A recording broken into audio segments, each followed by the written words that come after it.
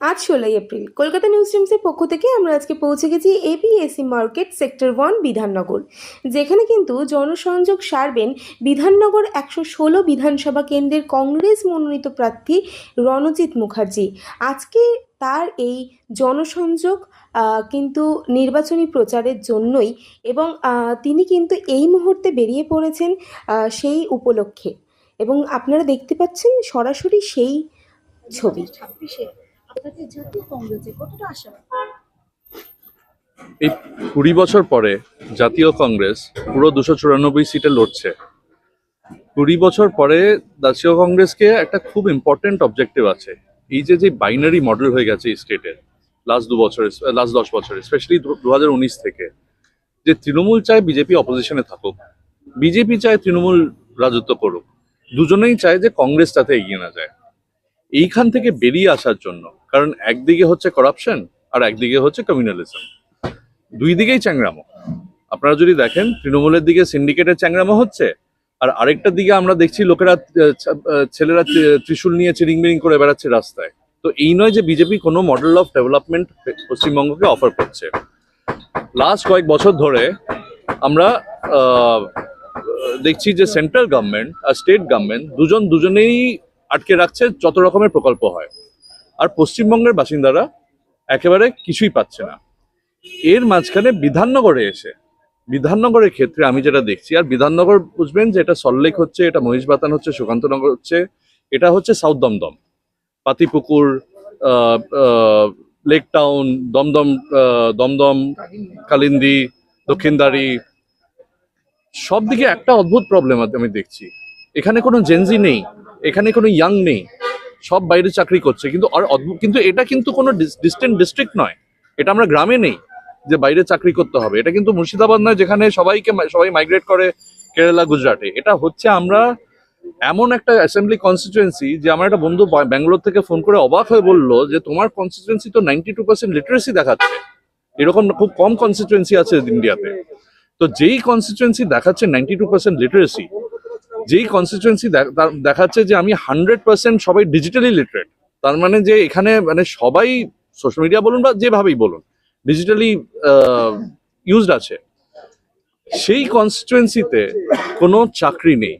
প্রতিটা বাড়ি, সল্টলেকের দিকে আমি যখন যাচ্ছি, এখানে আমি অনেক লোক চিনি, তাদেরকে আমি ইন্ডিভিজুয়ালি ভিজিট করছি, প্রতিটা বাড়িতে যাচ্ছি, ভোটের খাতায় হয়তো 4টে ভোট আছে, বাবা মা ছেলে মেয়ের ভোট এখানে নেই, কারণ ওরা ব্যাঙ্গালোরে কাজ করছে, ওরা হায়দ্রাবাদে কাজ করছে, ওরা অন্য কোথাও কাজ করছে। এটা একটা ক্রাইসিস। এই ক্রাইসিসে ছাড়া আমি যদি সল্টলেকের দিকে দেখি, তাহলে আমি দেখছি যে কিভাবে একটা ক্রিপিং পলিটিসাইজেশন হয়ে গেছে, যেটা হওয়ার কথা একটা আরবান মিডল ক্লাস। আমাদের ব্লক অ্যাসোসিয়েশনরা ফ্রি নয়, কাউন্সিলররা সবকিছুই কন্ট্রোল করে। প্রথম জিনিস আমি করব, আমি যদি বিধায়ক হই, যে পলিটিক্যাল ইন্টারফারেন্স বন্ধ করা, সেটা আমাদের দিক থেকেও বন্ধ করা যদি আমরা রাজত্বে আসি। কারণ ব্লক অ্যাসোসিয়েশনগুলো ব্লকদের চালানো উচিত। আপনারা যদি অ্যাডেড এরিয়াস মহিষবাতান আর সুকান্তনগরে যান, তাহলে মনসুন সিজনে, বৃষ্টিকালে দেখবেন কি অবস্থা হয়। ওখানে একটা proper drainage system, plan drainage system create করতে হবে মনসুনসের জন্য। দক্ষিণদারি বাজারে গেলে, খুব বিজি বাজার, রবিবারে গেছিলাম আমি, রবিবার সকালে মাংস বিক্রি হচ্ছে, সবজি বিক্রি হচ্ছে, একেবারে পাশে নোংরা দাঁড়িয়ে আছে। এই ব্যাপারটাকে প্রপারলি ক্রিয়েট করা, পাতিপুকুরে যাতে লোডশেডিং না হয় মনসুনসে, দক্ষিণদারি আর কালিন্দিতে প্রতি বর্ষাকালে 3 ফুট জল হয়। আর কালিন্দি হচ্ছে কিন্তু সল্টলেকের মতো প্ল্যান শহর, ওটাও এবিসি যেগুলো ব্লকগুলো আছে ওগুলো কিন্তু প্ল্যান ছিল। লেক টাউনে আপনারা পার্কিং করার চেষ্টা করুন, বা সল্টলেকের দিকে আপনারা পার্কিং করার চেষ্টা করুন। ফ্র্যাঙ্কলি স্পিকিং, আমার যদি কোনো বন্ধু লেক টাউনে আমায় বলে যে বিকেলে আমার বাড়িতে এসে সেলফ ড্রাইভ করে এসে পার্কিং করো, আমি তোকে আনফ্রেন্ড করে দেবো ফেসবুকে। কারণ এটা পসিবল নয় ভাবা যে লেক টাউনে পার্কিং করা যায়। সলিউশন সব হাতে আছে, কিন্তু আমাদের বিধায়ক মাননীয় সুজিত বাবু, উনি 5 বছরে 3 মাস আই থিঙ্ক গভর্নেন্সের দিকটা দেখেন, আর ওনার সাথে বিধাননগর মিউনিসিপ্যাল কর্পোরেশন এবং সাউথ দমদম মিউনিসিপ্যালিটি। কারণ 3 মাস আগেই রাস্তাগুলো বানানো হয়েছে। এই রাস্তাগুলো যদি আমরা 1 বছর আগে দেখতাম, সব ফেটে থাকতো। এখন আমাদের কিন্তু জল কিনতে হয়। আমাদের এখন পার্কগুলোতে দেখবেন অনেক কনস্ট্রাকশন হয়ে যাচ্ছে নিজের মতো ছিল, অ্যাসোসিয়েশনের রেসিডেন্টদের জিজ্ঞেস করা হচ্ছে না। এগুলো হচ্ছে কন্টিনিউয়াস এভিডেন্স অফ করাপশন। যেটা দরকার এখন হচ্ছে 5 বছরের ডেভেলপমেন্ট। 5 বছরের ডেভেলপমেন্ট যেখানে বিধায়ক শুধু দেখবে না যে ওর লোকের কি দরকার, ওর যে চেনা সঙ্গী আছে তারা কত টাকা বানাবে। আমার কেউ যদি এখানে নিজের বাড়িতে কাজ করাতে হয়, তাহলে ওকে জানানো হবে না যে অমুকের কাছ থেকেই বালি নেওয়া যাবে, অমুকের কাছ থেকেই কন্ট্রাক্টটা করতে হবে। দক্ষিণদারি যেন একটা ডেভেলপ জায়গা হয়, ওখানে একটা সুন্দর একটা মাইনরিটি এরিয়া আছে, ওই এরিয়ার অনেক ডেভেলপমেন্ট হওয়া উচিত ছিল এতদিনে, কিন্তু হচ্ছে না। নতুন নতুন কমপ্লেক্সেস বানানো হচ্ছে, তাদের প্রভিশনিং কেউ মিউনিসিপ্যাল প্রভিশনিং, ড্রেনেজ প্রভিশনিং কিচ্ছু করা হয়নি। এই জাতীয় কংগ্রেস যে 20 বছর পরে প্রার্থী দিল, কোথাও কি মনে হচ্ছে না আবার সে নতুন থেকে শুরু করতে হবে? নতুন থেকে তো নয়, কারণ আমাদের ক্যাপিং এটা ব্যবধান কেন এত বছর পর, এতটা ব্যবধানের পর কোথাও কি আপনি আবার সেই জায়গাটা ধরতে পারবেন? এতটা আশা করেন? ধরতে পারবো। অবভিয়াসলি জার্নিটা নতুন, জার্নিটা কঠিন, সেটা আমরা সবাই জানি যারা ক্যান্ডিডেট হচ্ছি, কিন্তু আমরা খুশি যে আমরা একলা লড়তে পারছি।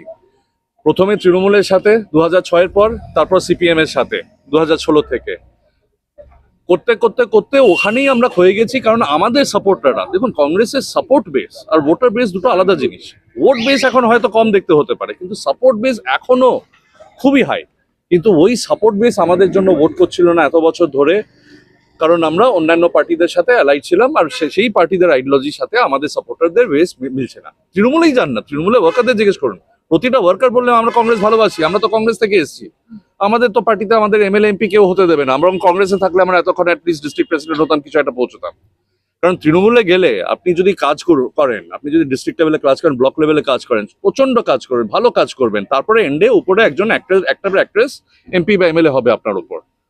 কিন্তু ওদের ওই যে ভালোবাসাটা, সেটা যদি আমি চেষ্টা করি যে ফেরত আসুক, যতদিন আমি অন্য পার্টির সাথে অ্যালাইড আছি, সিপিএম এর সাথে অ্যালাইড আছি, কখনোই আসতে পারবে না। আমার যে পুরনো জেনারেশন কংগ্রেসের যে সাপোর্টটা, সে যখনই দেখছে আমি সিপিএম এর সাথে অ্যালাইড আছি, ও কখনোই ফেরত আসছে না। আজকে আমরা মুক্ত হয়ে গেছি, আজকে আমরা বুঝে গেছি যে পশ্চিমবঙ্গের যে আমরা একটা স্ট্যাসিতে থাকছি এখন, যে পুরো দেশ এগিয়ে যাচ্ছে।